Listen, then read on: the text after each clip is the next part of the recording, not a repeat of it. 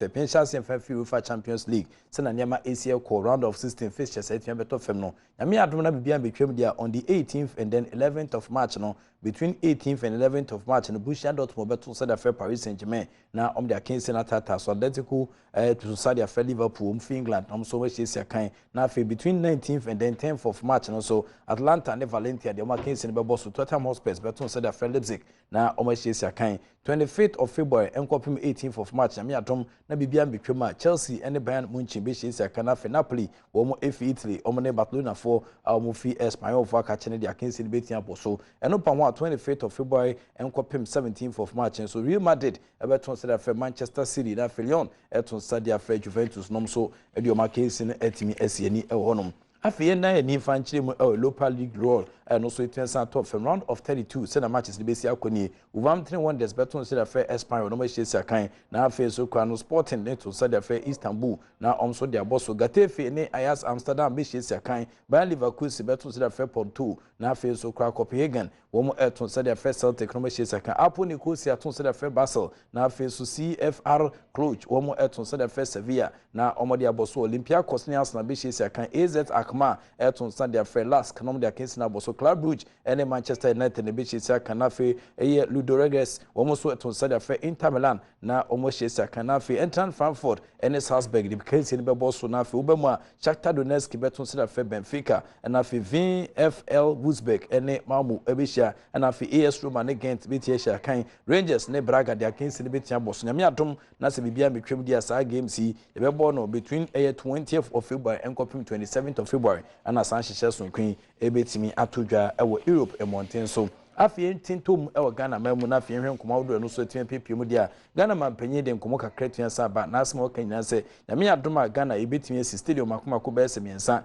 e dia kandada na e wo no ho na boa ama se na nhye ne sikono All African Games dwumedi kese a enchi bebetuan sa atodwa Ghana ha na ye kan temadi nsia tupia fajan se nyame adom a ye ne betuan host no sa e multi purpose facility etia boa masan hye so kono tuan sa kuyi wo sa hihye mu no wo mde atodwa se nyame adom na se bibia tuan sa betwem dia na je se dwumedi no ba ko beba so el pram ana fe ba ko so be kododo wa hye so no ni na for All African Games a Ghana ya je atum se nyame adom a ye de san hye so kono betuan sa pem so na atodan kwa kufu ado Ghana mampanyi e de san komo ija emra wonen senhwofo ebom punimpu. The sports ministry is doing quite a lot of work in expanding football infrastructure. Stadia are going, mini stadia are being built across the country, and the efforts are being made to make sure that what we have now is in good stead. We're in a position now to have 3 or 4 different stadia which can be used for international engagements. Recently we were in Cape Coast, Tamale has had one, Kumasi has, and Accra has, and that in itself is a hopeful development. We any nkoma Ghana mampanyi so de agya se enche bia na nyame adoma Ghana de soso bebo fam na FAC 3 new stadiums ebetia boa ema African Cup of Nations sen nema ese course no ebia yewe All African Games na eno so yetia host to be o share so hat we ne hyehyɛ hodo a eno so etia san PP mu yentwa ni emfa nkyere mu nkra fom dia na ese current Ghana under 23 team no west na hye ne ese kwa na no ada omo Adom ni twen san kyere competition se niama entuan kuyi amfa Ghana Samuel Osekufo Ghanaian international odin komo kakra twen san tudwa ono sika de makuma se Kenfaisa babies bubuku no ni okekana chi hwesa ne ma ese course ogiri pa se emrante ne dwumadi amkodie no enwenese Edema Ghana. Even though our time we didn't have the best, but now it's a different era, different generation. So we need to build it. It's not about having the teams alone. The government can also pick in and just help the infrastructure so that we can develop our football. But for me, still not there. And we cannot blame the players because the talent is getting less every day. You can see, for me, I think the worst team that assembled ever is the under-23 that we play in Egypt recently, I think a month ago. You cannot see anything in this team. For me, it's a shame to see those things. Sometimes it's very sad as a Ghanaian to sit back and watch the way these young ones are playing. It's very, very sad. I still agree with Luther that we need to develop from the youth system so we can have the better Sika, Kono, better Samikufu and the rest.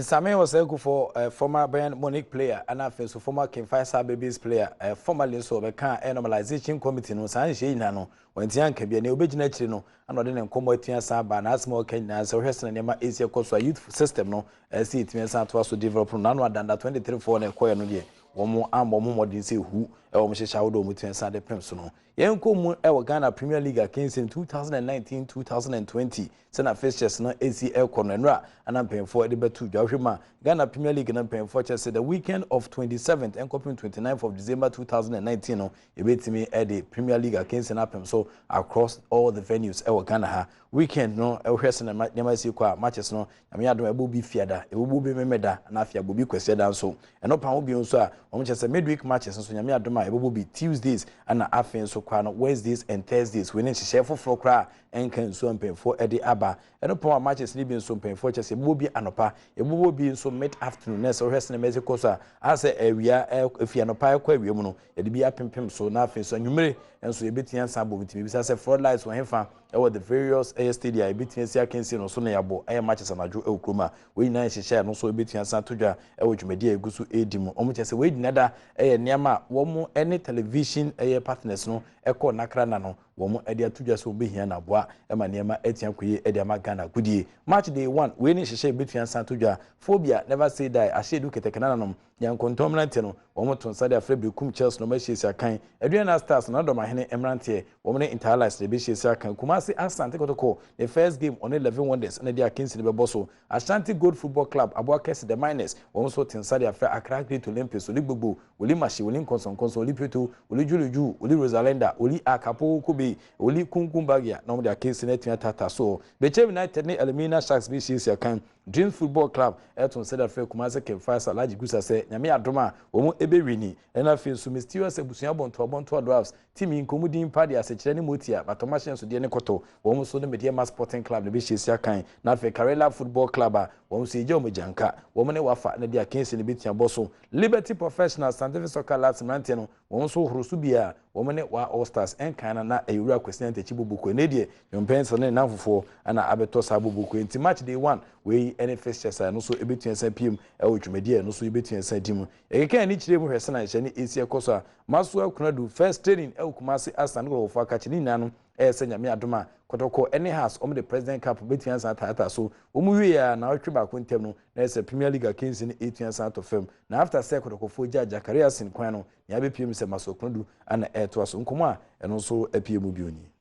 efiti da wajitu mu so be trene e dia Asante Kotoko popokuru wada sori bia wo kane masiani se ne be ya Asante Kotoko popokuru o mesa gina o manaso na ncheye ena mpanifo kwada na di ade kire players na chitafo a o mo popokuru mu papa ne de ni kire adakogya ache bia ya amrante ne sesi o mo ho no na ho ena ho sesi edikan no papa no kohwe na o de ko hyehye so na wo hwe players twotwohuru o mo popokuru mu a na o nyina ni age se papa no asan ba na obeboa no masan fa mo ntoma pafira na owura ne tiade maso akunadu kire se ebe dikan a obeso oboboko no mu no niam akoso toten ede ma no na ebe toso mienu a wasan de nani akire boboko na kache no obekom atwebodu afiri wiem na Asante Kotoko boboko no asan gina ne naso na wo musa aka na wotwe baako na Ghana elege ne hyase de nanso wa krado sakense ne todwa ne kra one ne mrante ne begina mu asi akan leadership of the club na no omo ayo omadwen se omba be fam na supporters no so di omo de ka ho na de ma euphoria na ye too much ne say supporters no do na this time no more numbers no akosoro bringing Maxwell back na or may return to Kumasi no they no akoso bebre ama sometime hokora na meeting 7 bia na ema hohoa say ye bomidin ye frame say memra ene de keka aka ho so no the supporters na and yeso ye bekunya ho aye ye be ya club ye be sen afa ne ntuma pa fra bia na ye o match no de I will say yeso ye pay on back with victories week in week out.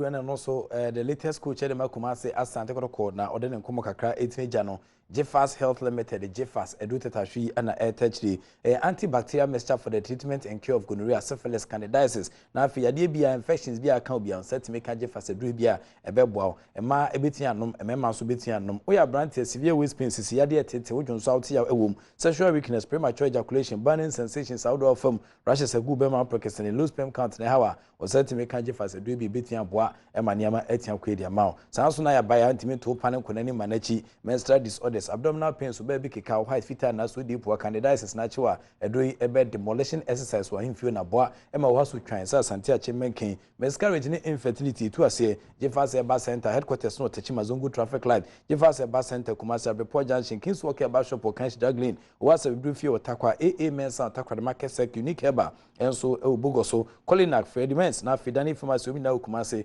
Obetia Fred Jeffas 40261319895 na one Jeffas Health Limited ye ntwetwe komwe ye moa emaniama 822 ye fomo apomodonsem Mede Moses Prostate Center for paying for the poster cure herbati aba bobia nopa awia ene anwumre ebetia boa se prostate enlargement na se ne cancer na tetewa on set to make a poster cure herbati a ebeboa beberebe bomodian da low sperm count, infertility, sexual weakness, fibroid, hypertension, diabetes, typhoid fever, malaria, vaginal infection na dental problems outdoor phobia set to make a Mede Moses for a behwe ye wo ultra modern laboratory odma ye de hwehwe nteso mujunso mfifrim ye de bia titu bia no ye pen puma sibredi ama prekope ye san mammogram for breast screen no phone kokrama na sa baby atombia no ye posa na fiko e ma no phone san fa ne ntama pefra bomodian da woni Mede Moses bumpu ni mpu a kotokren kasro da bia da bomodian da sa woni woni be kire mu e Zoom headquarters University Farms Trazako Westgate on Sabitia Mede Moses na fe je kwadwo Mede Moses so behind the deaf square wa Sherman Adenta barrier opposite the police station ye won kra ha no on Sabitia Mede Moses na fe AESL building Ghana Highway Authority for akache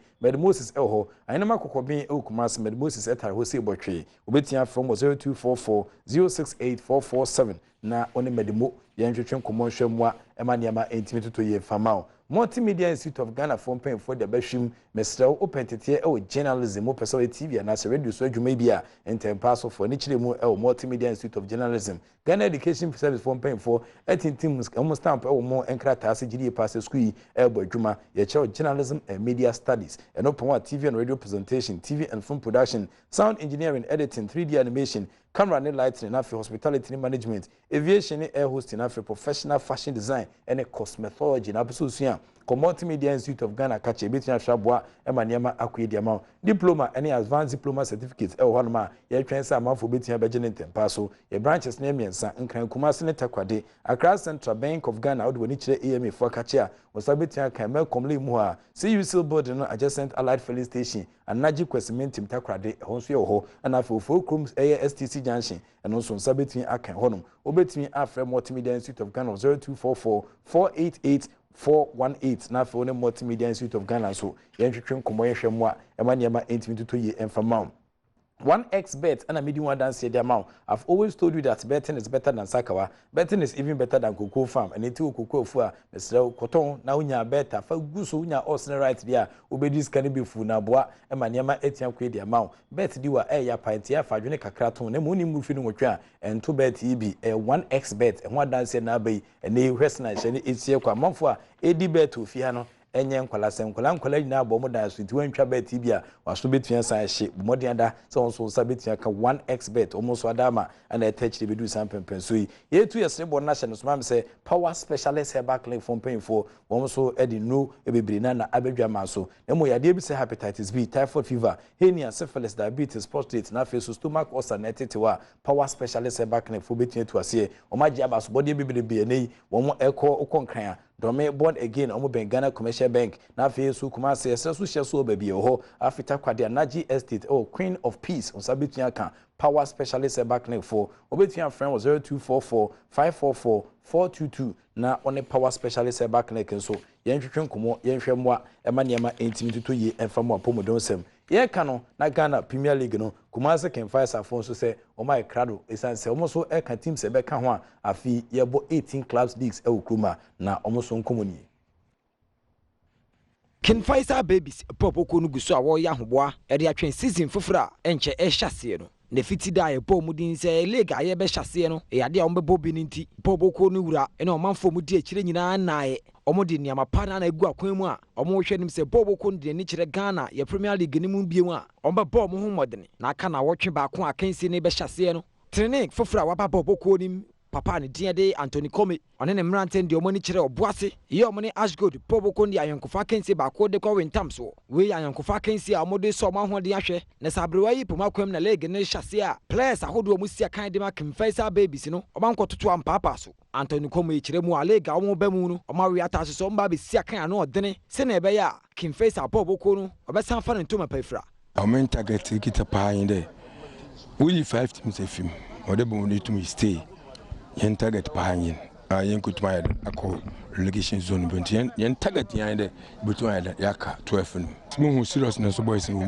mo hu de bi no serious part say we me on de mo je chase yala I think we do it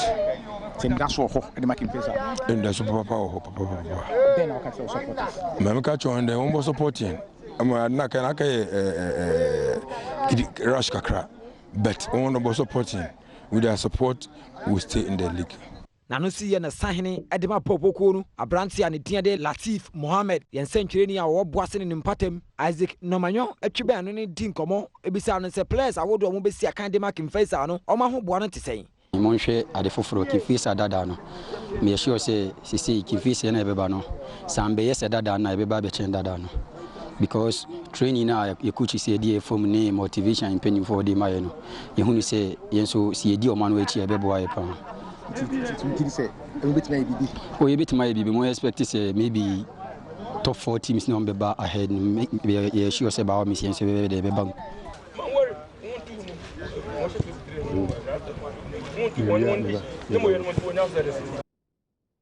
Kimfaisa for anomoche say behold a new Kimfaisa has come the old has passed away nyame adom afi ombe nkonya bruta e omdwumadi a omugusu dimu every two minutes kwa na IBF lightweight championship a no so etwe ba so na ada e wo America mountain so Ghana ni Brant Richard Oblete da zonto boxer komi wono ana ni Teofimo Lopez e de bobo so second round man ye bobo bruta nya asem keto kra ba Bastel Same amafo be kan ye pa Basti enso ya Brant ba kwa ka boxing okruma oya de pa wona nano ada ochi bukum banku set record no e bobo no okruma nya asem keto no so ne komodi aba ne se Richard Komi nyame adom ogidi pa se obesa bounce back. You know, Richie Comey is a good fighter, you know, and he's a hard worker. You know, he trained very hard and he's very, very disciplined. But, you know, that's boxing. I see that happen in boxing. That doesn't mean that he's a bad boxer. It's just train and bounce back. And I wish him better luck next time. Bastel Same ana de nkomo age as Richard Komi ohwese ne Mexico so akwanhia owiase mu na akwanhia no so hia boxing man nano ada ekoba se Teofimo Lopez esibirim no etese akola keto akora but hwema 32 years old ana face so kwa Teofimo Lopez 22 years old utim sampa ne yemba pa ano trance e ma ne hwe ne sa e wo sa kansi etime sa to dwa Madison Square Garden United States of America e monten so central for bibre na e bon san komo an so hwese ne Mexico so obi anu a otimi di akire ekopie mo se na hye ne se konti nyame adoma eye Richard Komi so ba bepi mo Ghana bepi ma wodne nkomo bibre na betia ba wa targeting central ni baako a no so hwese ne Mexico so hwa wodna pantan ebe punching bag we din komo bibre na e no so etia se pim ne besia na madawase ama mo ene hwe hard working Sergio Manucho no and tintin se ne gun krata so ma wonderful members of the crew wodi wani chima senior most osmosis on my kimi say kama nyame adom obesa yi na afi make up to make down so ye madwuma e ma ne ma 1822 ye midin di Enoch Kwesi Walanyo Wallace agudie catch bakope the only nomenclature of the professor's degree in sports the original Wallace and Engineer of course evidence based sports presentation etine jawo erade entene ni ma onyo kese yife be ni da so ni efa nko be ni da so the act of being a good guest is to know to say goodbye.